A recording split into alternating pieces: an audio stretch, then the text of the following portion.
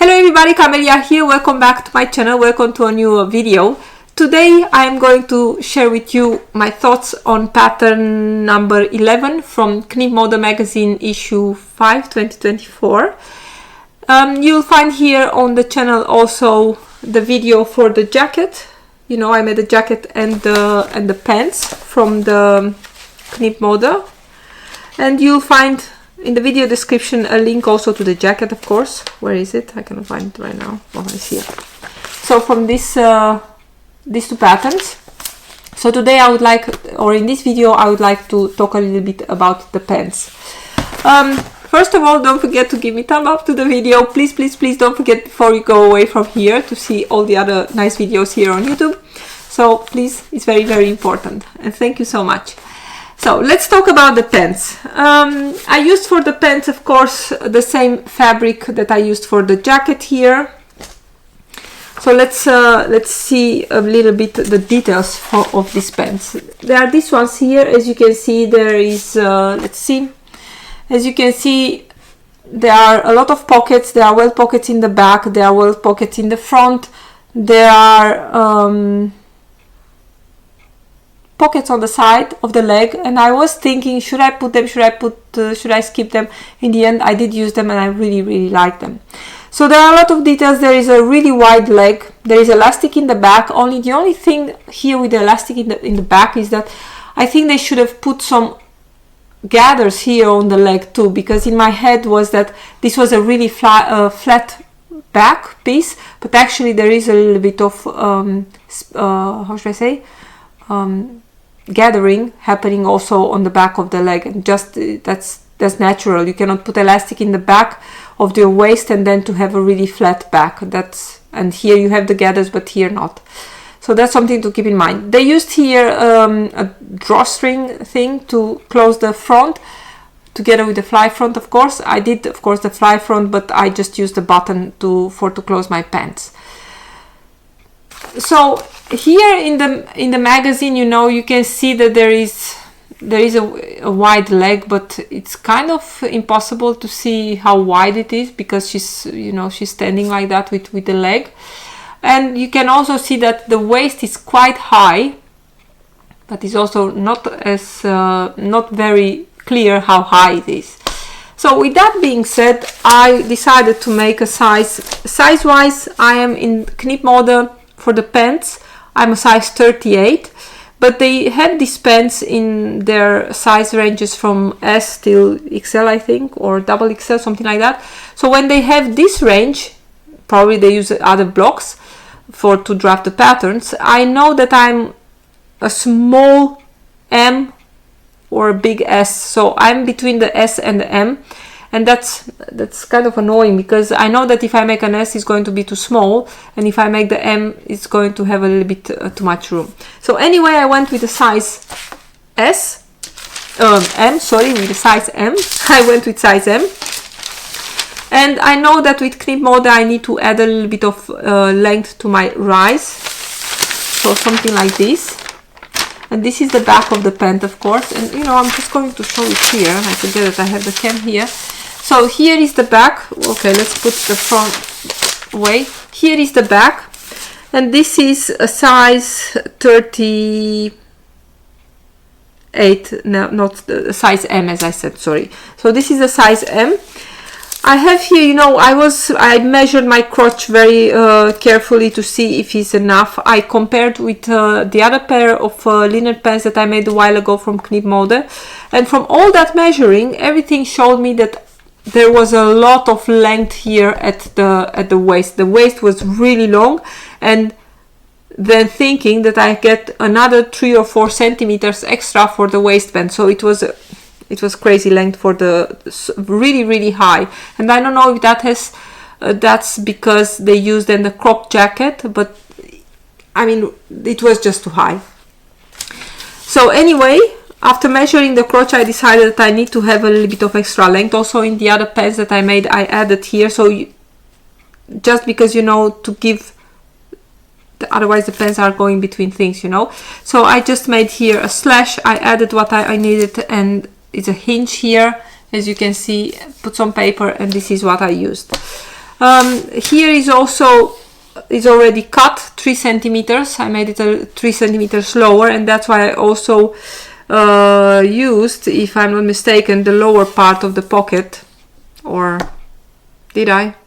I think so, because otherwise it will be too high on the, but to be honest, I'm not sure, but it's something to consider, that if you are lowering stuff, or if you, on your body the pant is really high, you need to consider also where the position of the original pocket was.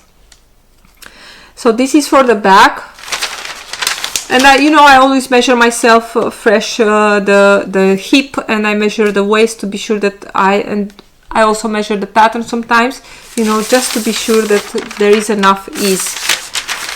So one other thing that I want to show you here, you see this piece here. Well, I have already a new piece, a new pair of pants cut in another fabric, but to eliminate a little bit of that extra room here at the back, because here you get there are no darts or anything, you get that elastic that is going to scrunch everything. But you can see here, I saved this because I wanted to show it to you. So the pants that you are seeing now in the pictures, me wearing them, they are having just, what is this, a little bit more than 1 centimeter extra at the waist. So this is what I took later away, because I'm thinking that I would like a little bit lesser gathering here. It's not a lot, you see it in a minute, or you can see it in the pictures already, but it's, could use a little bit less. So here is the marking for the welt pockets, and it's a faux welt pocket, so it's not a real one, but or functional one. I will talk about that in a minute. And here we have the front. Let's see. For the front, I did not, let's see, did I change something? No, the front is the same as the original. Here I added for the fly facing, it's just sewn on, because I think this is really easy to sew. You just baste together here till the zipper, and then sew a little bit here, put the zipper on, and then go on with the construction. Here is the pocket, and also here, so the waist came down a few centimeters, 3 centimeters, of course the same as with the back, and also here, but here you can see I have it here slashed, and then again I changed my mind, because for the new pair I was thinking, well, I'm going to take a little bit also away from here, but later I decided, well, I think it's just, I'm going to let it as it is, because the front is fitting really, really nice. And there is also a marking for the pocket on the leg, but of course I think this is also something that you should consider on yourself, because if you make adjustments, maybe you find that your pocket is too low or your pocket is too high, so that's important. The total length that you add to the original pattern is 38 centimeters. You need to add it yourself, and you can see that it's quite wide, the pant here. And you also notice probably, let's see, where am I? You can see that I have here no seam allowance, while here I do have 1.5 centimeter seam allowance. Well, I did have here also seam allowance, of course, but later, after I made a toile, I decided that actually it's really a lot of fabric. Even if my linen is very soft and drapey, it was a lot of fabric. So I decided to take the inseam of the pants a little bit, just to give a little bit of space between the legs, that you are not overwhelmed with fabric. I'm sorry.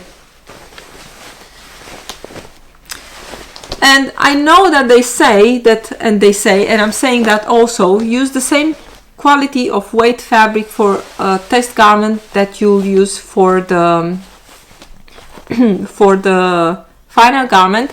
And for my test garment I used, I don't know what kind of fabric is this. It's something that I really hate. When I bought it online it was looking very nice, but I really hate it when I got it.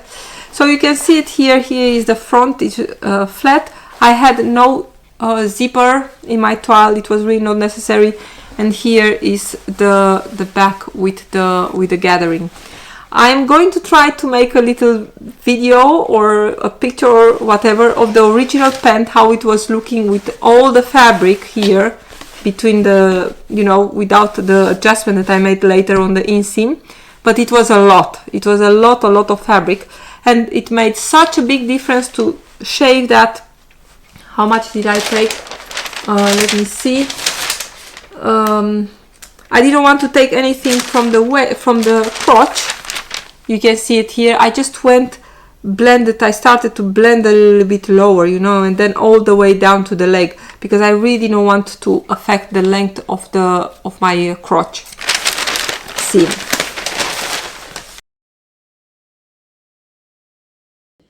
So I really wanted to show you the test garment of the pants, and as you can see here, there is a lot of room here between my leg, not room, but there is a lot of fabric actually. It's a white leg pant, and I know this fabric is not really the best one to have for a test garment, but even then, you know, it was just too much, so it was really easy to see.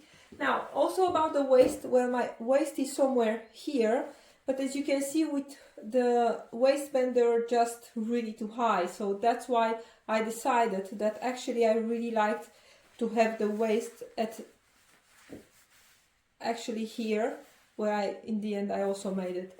So as you can see, also the back is sitting much nicer, and again the fabric is just awful. It's just, and you can also see that they are quite long, and if I go to put on my shoes, they are really huge. But in the end, I kind of used the whole. Did I take something away? I cannot remember, but I used the extra length to make a really nice deep hem.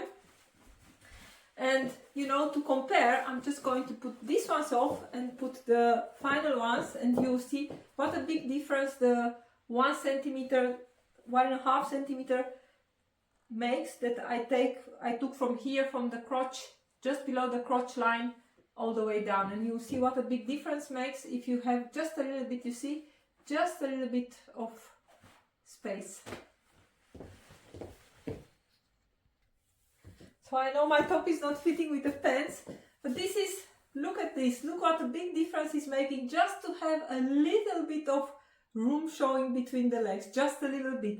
So I just took away, as you see in the video, or you see in the video, that I took just from the crotch line, just a little bit lower. I blended really nicely, 1.5 centimeter all the way to the hem. And this, I think this is such a much better look. The pockets, and let's take a look here. Here is how it's looking, and of course otherwise it would have been all the way here. So I think that change here in between, I think that's really the key in this pattern. So here you can see the pant. So I think we can start with the front. I'm going to put it to a little bit, let's see where you can see it, like so. So you can see here there are a lot of pockets. This is the zipper fly, and I when I saw the zipper fly first, I made it wrong. I added this facing piece, I added to the wrong side, and I was thinking, you know, it doesn't matter how long much you are sewing something, if you take a really long break from it, you have the chance that you'll forget. Because I was like, I had a complete blackout, I didn't know how to put it together. So first it was wrong, but then, you know, I just had to unpick a little bit. So this is the fly front, nothing spectacular here. But then we have the pockets. The pockets are, in this garment, there are two kinds of welt pockets. You have this kind, you know, where you need to push the ends of the welts to the inside and then to sew those triangles. And then you have this kind where actually the flaps or the welts are finished up front, the short ends, and then you need to top stitch them. What is very, very important in this application, and I think I definitely have a tutorial for it that I use for a jacket, actually the same application. What is very, very important, that when you are sewing those 2 rows of stitches, and I have pictures, I'm going to place pictures somewhere here, it's very important that the stitching line from this part that is going to the side seam to be shorter than this one here, because when you are flipping your welt up, you know, you really need to be able to close that you know, that gap. Otherwise, if they're the same length, you have a hole here. So this is really easy to make. Something that I adjusted because, you know, I tried to read the instructions, and to be honest, I got a little bit confused. Here you can see my pocket. Let's see, well, I'm going to put this to the side like so. Here you can see my pocket, how it's looking, and as you can see, it's going all the way to the side seam, and I really wanted to go all the way to the side seam because like that it has an extra anchor, you know, when I'm putting my hands in. And you cannot see now anymore here, but this line of stitches is just a little bit shorter than the one that it is here underneath. I also of course interfaced the inside of this pocket, but to make this part here a little bit longer, the original pattern, I made a test. So by making a test for the pocket, as I said, I wasn't sure what they were trying to tell me in the instructions, and I don't know why I read the instructions, because, you know, a welt pocket is a welt pocket. If you know how to make that, you just do that. It doesn't matter where it sits. So this is, as you can see, this is my front with the fly, let's say, and this is the side seam. And the original pattern, like how it's made, you know, your pocket is going to, this is the side seam, and it's going to stop somewhere here. That's why I found it really, really important. I wanted, you know, to have it that is going to finish all the way to the side seam. This is my side seam here, because like that you have a little bit of an anchor, you know, when you put your hands, you're not going to pull everything. So I really wanted this, and when I made the pocket I realized that the original piece is not going to be enough. So it's just an easy adjustment. You know, if I can find my piece. I have, the original pattern was like this. It's pretty much the same as the under pocket. Let's see, like so. So I just placed a piece of paper over the pocket, and I measured where you know, I traced, measured, whatever, how much I wanted to, I needed to have all the way to the side seam, and this is what I draw extra. Another thing that I realized when I made this, you know, the way the instructions are made, or the pieces, you know, and the markings, is that, so this is the shape that where you need to put your welt and to put all those pocket pieces. But if you make it like this, of course, also in the instructions you have that you need to have the upper stitching line to be shorter than this one here. But the thing is that if you make exactly the same measurements and everything like they say, they have it there, when you finish this, you have a big chance that this is going to get open every time here, as you can see. So my solution to that was when I saw the first pocket piece. So let's see, this one here, this one here. So instead of following that, the markings of my window, you know, that I have on my pattern piece here, you see in the pictures, because I made some pictures, I hope I can find them, you see that I decided to make this line to make it a little bit more to the inside, and that gave a little bit extra room here. As you can see, when my welt is closed, you can see here the pocket is not going to show the inside of the pocket, so it's going to fall really nicely like this, as you can see here. So this is this, but this is really easy. As I said, you just, for the upper line here, you just saw a little bit inside that rectangle, and of course stopping, as you can see, I stopped here. You just stop a few, I think it's a ½ centimeter from the corner. The other pocket that they have in these pants is this one here. This is the back. It's a faux pocket, so a welt pocket, so it's not functional, but it's really constructed as a, or the work is the same as you have a full functional pocket. But I really didn't want that because, you know, I'm not going to use it, and it will be just a lot of extra bulk there on the back, you know. So to make this, you make, you know, the same as a welt pocket with all the, but this ones, in this case, you do need to have, so the welt is not getting finished on the shorter edges in advance, but you will have to have these two edges, two lines, stitching lines on the same spot, starting and ending.